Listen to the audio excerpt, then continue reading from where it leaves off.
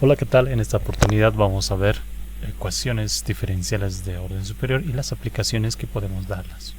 ¿Ya? En pocas palabras, una de las aplicaciones más útiles a ecuaciones de orden superior es el movimiento armónico, ¿ya? Donde vamos a obtener en primera un resorte, ¿no? Que de alguna manera va a estar vinculado a un medio, a un soporte. Y bueno, obviamente que el resorte, al no tener ningún componente adicional, pues se encuentra en un estado perfecto, ¿sí? A ese resorte, adicionalmente, que tiene una longitud L, le vamos a agregar un objeto que tiene una determinada masa. Este objeto, al tener una masa que está asociado a un peso, ¿no?, va a hacer que nuestro resorte de alguna manera se elongue, ¿no? Y se elongue esta distancia S, ¿ya? Si nosotros tenemos el cuidado suficiente al colocar el resorte, obviamente que esto no va a generar este movimiento armónico, ¿no? No va a generar que suba y baja. Y probablemente este objeto se encuentre en reposo, ¿no? Similar a los ejercicios que tú hiciste con un péndulo, ¿no? Si no hay ningún elemento de movimiento, el péndulo se encuentra en reposo y quiere decir que no hay movimiento como tal. Y posteriormente podríamos agregar una fuerza o hacer algún esquema de que de alguna manera este objeto, ¿sí?, se despliegue una distancia X, ya sea en este sentido o en este sentido, como tú puedes ver acá en la figura, ¿ya? De tal manera que ahora sí nuestro resorte empiece a oscilar, ¿sí? Es decir, que suba y baje, suba y baje, suba y baje, suba y baje, ¿sí? Entonces, en ese sentido vamos a hacer un análisis. Vamos a partir primeramente de nuestro esquema de nuestro objeto en reposo, ¿sí? Entonces, en ese sentido nosotros podríamos asumir lo siguiente. Si nuestro objeto está en reposo, sabemos que una de las leyes de Newton nos indica que todo cuerpo en reposo, su sumatoria de fuerzas, ¿no?, debería ser cero. Entonces, si te das cuenta, en nuestro resorte tenemos una fuerza, ¿no?, que está asociada al peso de nuestro objeto, y obviamente que hay una fuerza de contraposición que se está dando por el resorte, porque si te das cuenta, el resorte está siendo afectado por este elemento, pero hay una fuerza en contraposición que va a tratar de que el resorte vuelva nuevamente a su estado inicial, ¿no? Entonces ahí entra lo que es la famosa ley de Hooke, ¿sí?, que nos indica que esta fuerza es proporcional, esta fuerza de elongación Fk es igual a K en función al desplazamiento que ha tenido esta constante, ¿sí? Esta constante K de alguna manera nos permite representar ese valor que le da la fuerza de reposición o de volver a su estado inicial al resorte, ¿ya? Vamos a hacer énfasis de que esta constante, bueno, esta fuerza es negativa porque de alguna manera estamos yendo en contra del movimiento. Es una fuerza que está en contraposición. Entonces, en ese sentido, si nosotros hacemos una sumatoria de fuerzas, en el sentido positivo tendríamos la masa por la gravedad, ¿sí?, el peso, si quieren lo volvemos a hacer, lo ponemos el peso, menos la fuerza de contraposición. Como está en reposo, esto debería darnos 0. Nosotros sabemos que el peso puede representarse como masa por gravedad, y esta fuerza K del elemento de elongación de nuestro resorte va a estar representado por Ks, ¿ya? Entonces, en ese sentido, esto va a estar igualado a 0, ¿sí? Esto es cuando nuestro cuerpo se encuentra en reposo, ¿ya? Cuando el elemento ahora va a ser desplegado una distancia, se va a desplegar o va a moverse una distancia X, nosotros vamos a considerar de que el objeto va a empezar a moverse. Entonces aquí ya entra la segunda ley de Newton. ¿Qué nos dice la segunda ley de Newton? La segunda ley de Newton nos indica que la sumatoria de fuerzas de un objeto es igual a la masa del objeto por la aceleración a la cual está sometida o que tiene este objeto. En ese sentido, nosotros consideraríamos lo siguiente. Sabemos que la aceleración, ¿sí?, puede ser representada de la siguiente manera. Sabemos que la aceleración no es más que la variación de la velocidad en función al tiempo, ¿sí? Y también sabemos que la velocidad no es más que la variación del desplazamiento en función del tiempo. Entonces, nosotros podríamos asumir que la aceleración en este punto va a ser igual a la variación del desplazamiento en función al tiempo, es decir, la segunda derivada. Entonces, en ese sentido, si volvemos a nuestra fórmula, acá tendríamos masa por la segunda derivada del desplazamiento en función al tiempo. Muy bien, ¿qué tenemos por este sector? ¿Qué hay por acá? Recuerda que acá ahora sí tenemos un desplazamiento. La fuerza de oposición que hace que el resorte vuelva a su estado original está en función a la constante K y a cuánto se desplaza.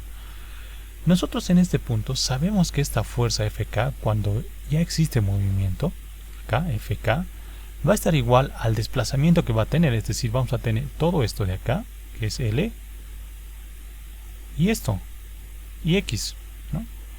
Entonces, este desplazamiento, bueno, en realidad no L, sino tendríamos esta S de acá, esto que está por acá, esta S, incluyendo esta X. Entonces tendríamos S más X. Entonces tendríamos la constante K multiplicada por la suma del desplazamiento inicial que tenía nuestro cuerpo en su estado de reposo, más el desplazamiento nuevo que se está provocando por el movimiento que le vamos a dar. Entonces, en ese sentido, obviamente que asumimos que como es una fuerza de oposición, va a ser también negativa.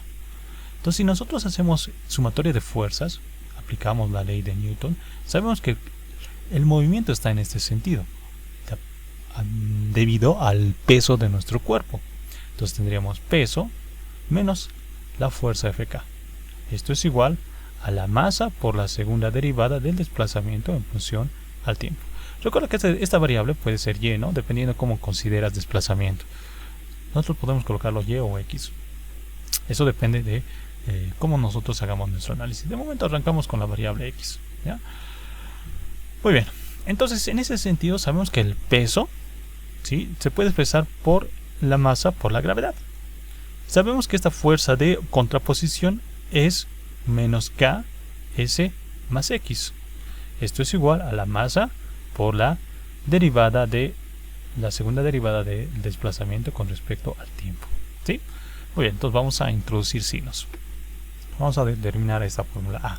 Entonces tendríamos masa por gravedad es igual a menos Ks menos Kx. Vamos a introducir esta K que tenemos acá, la vamos a introducir dentro de nuestro paréntesis, ¿ya?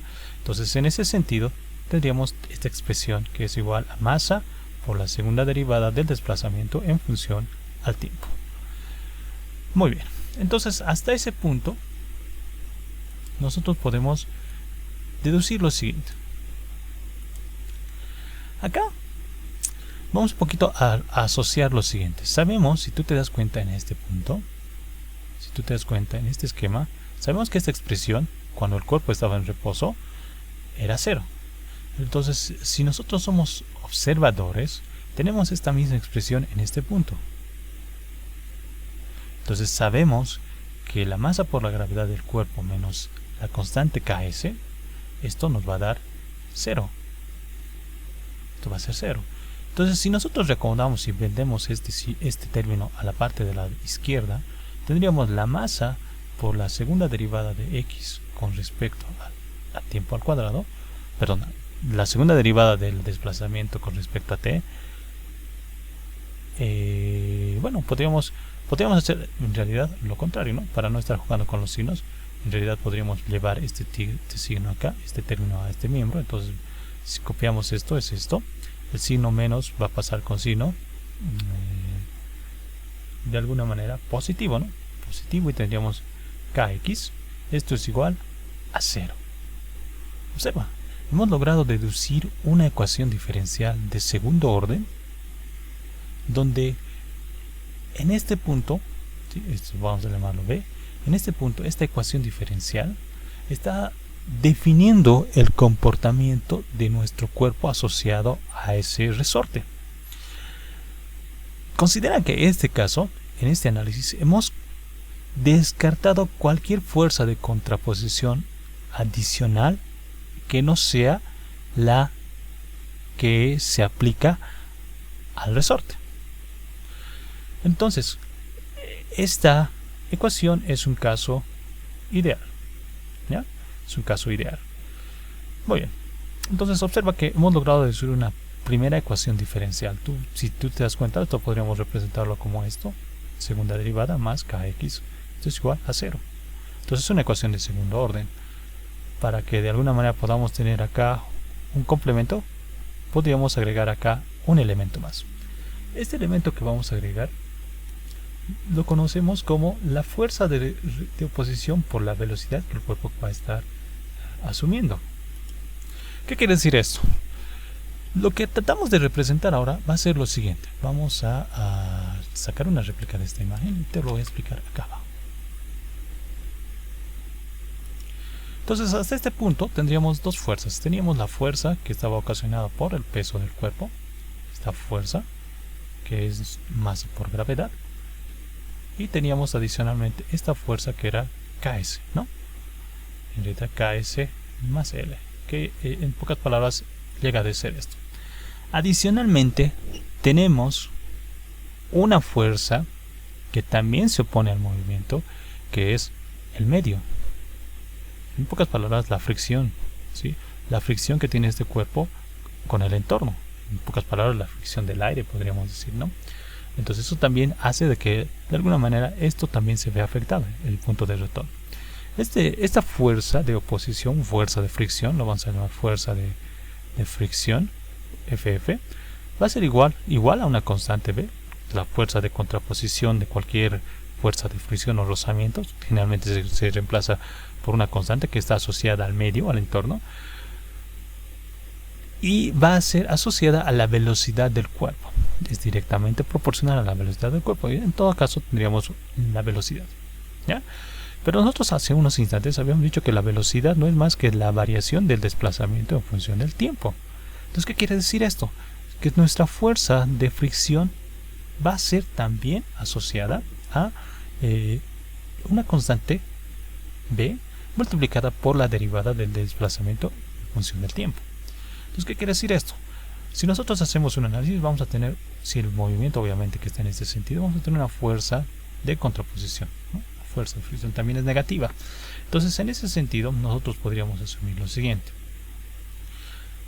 Si nosotros reacomodamos esta ecuación como estaba anteriormente, tendríamos fuerzas de composición. Esto es masa por aceleración, ¿no? Esto es igual a la sumatoria de fuerzas. Ya habíamos hablado de la sumatoria de fuerzas, que es en realidad masa por gravedad, menos Ks, menos Kx, ¿no? Esto factorizando. Y tendríamos que agregar inclusive menos B de x de t. Para que todo esté acorde a lo que habíamos hablado, esta aceleración tendría que ser la derivada segunda del desplazamiento en función al tiempo. Ahí habíamos hecho hace unos instantes la aclaración de que esto era 0. Esto se vuelve 0, ¿no? Por este esquema de acá, ¿no? Esto es 0. Entonces acá tendríamos lo siguiente: si reacomodamos, todos estos términos podrían pasar acá con signo cambiado y tendríamos la siguiente expresión: masa por la segunda derivada de x con respecto a dt, todo va a cambiar, va a pasar con signo positivo, más b la derivada de x con respecto a dt, y más kx, esto es igual a 0. Anteriormente, tal vez no lo simplifiqué, pero podríamos hacer inclusive lo siguiente. Recuerda que uno de los elementos que hay que considerar al momento de representar una ecuación diferencial es tener el término de la ecuación que tiene el orden mayor libre, es decir, que esta m de alguna manera nos está perjudicando. Entonces podríamos representar todo esto dividido entre m. Si nosotros ahora realizamos esa acción, vamos a llegar a lo siguiente: tendríamos la segunda derivada de x con respecto a dt, acá me falta el cuadrado, perdón, más b sobre m, estos son constantes, la derivada de x con respecto a dt, más k sobre m, esto es por x, esto es igual a 0. Entonces, si observas, acá tenemos otro escenario donde se podría considerar que nuestro esquema o nuestro modelo va inclusive contemplar el uso o la asociación de nuestro modelo a una constante B asociada a la fuerza de fricción, ¿sí? Que es directamente proporcional a la velocidad del objeto. Entonces, en ese sentido, tendríamos otra fórmula. Esta sería nuestra fórmula C. Tenemos una primera fórmula cuando el cuerpo está en equilibrio, esta de acá. Y adicionalmente, ahora tenemos una segunda cuando tenemos un caso ideal donde no hay fuerza de fricción y simplemente el objeto se mueve. Acá tenemos una fuerza asociada al elemento del aire, la fuerza de fricción, por esta variable B, ¿no? Que está acá. Y adicionalmente vamos a tener un caso extra. Es probable que adicionalmente a este esquema, a esto de acá que habíamos planteado hace unos instantes, tengamos inclusive lo siguiente. Es probable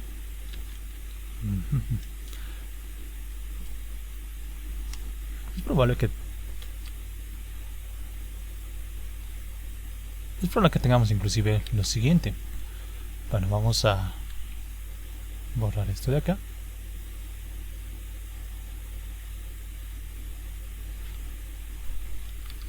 Y tuviésemos inclusive, acá tendríamos masa por gravedad, ¿no? Este esquema de acá. Tenemos acá la sumatoria de fuerzas, ¿no? de un cuerpo es igual a masa por gravedad. Y acá la sumatoria de fuerzas estamos considerando todo esto, ¿no? Entonces acá inclusive podríamos tener una fuerza externa, ¿no? Esa fuerza externa la podríamos considerar como una fuerza de apoyo. Entonces vamos a agregar de forma genérica acá una fuerza externa, ¿no? Que va a estar en función al tiempo también. Entonces podríamos inclusive llegar a generar la siguiente expresión. Todos estos elementos, como lo habíamos mostrado acá, podríamos pasarlo de la siguiente manera. La derivada segunda del desplazamiento en función al tiempo más bm de x, ¿no? Lo voy a copiar directamente, más de t más k sobre m por el desplazamiento. Esto es igual, esta variable de acá me lo voy a dejar y tendríamos una fuerza externa que va a estar dependiendo del tiempo. Entonces acá tendríamos inclusive una nueva expresión o un escenario donde estaríamos considerando una fuerza externa adicional a la que es la fuerza de fricción. Entonces vamos a ver algunos de estos elementos adicionalmente, ¿ya? Entonces acá tendríamos una fórmula D. Si hacemos un análisis a las tres ecuaciones que hemos identificado, excluyendo la que está en reposo, porque es la de reposo no nos interesa mucho, sino la que representa una ecuación diferencial. La primera fórmula B, si te das cuenta, tendríamos una ecuación diferencial de segundo orden. Si te das cuenta, es lineal, ¿no? Porque esta M puede desaparecer viniéndose acá a dividir, sería lineal y además es homogénea. Entonces este caso ya lo hemos visto, podríamos resolver. Y obviamente que si te das cuenta, esta ecuación de acá es resoluble de forma directa. Ahora, ¿qué ocurriría acá en nuestra fórmula C? También tenemos una ecuación diferencial lineal. No tenemos nada acá. Lo que tenemos acá es constante, esto es constante y también se puede resolver, ¿no? Esta ecuación nos daría la posibilidad de poder encontrar tres resultados, ¿no? Cuando habíamos hablado de una ecuación diferencial de segundo orden, habíamos inclusive deducido tres posibles rutas de soluciones en función a la discriminante, porque obviamente que esta solución se puede encontrar a través de la fórmula de segundo grado, ¿no? De una ecuación de segundo grado. Entonces acá podríamos tener diferentes análisis, ¿ya? Y recuerden que también esta ecuación es homogénea. En el otro sentido, efectivamente también podríamos tener los escenarios que te indico acá, los tres en este punto, porque seguimos hablando de una ecuación diferencial de segundo orden, pero también vamos a tener una solución extra que va a estar asociada a esta fuerza externa, que de alguna manera para nosotros va a hacer que nuestra ecuación no sea homogénea, no es homogénea, ¿no?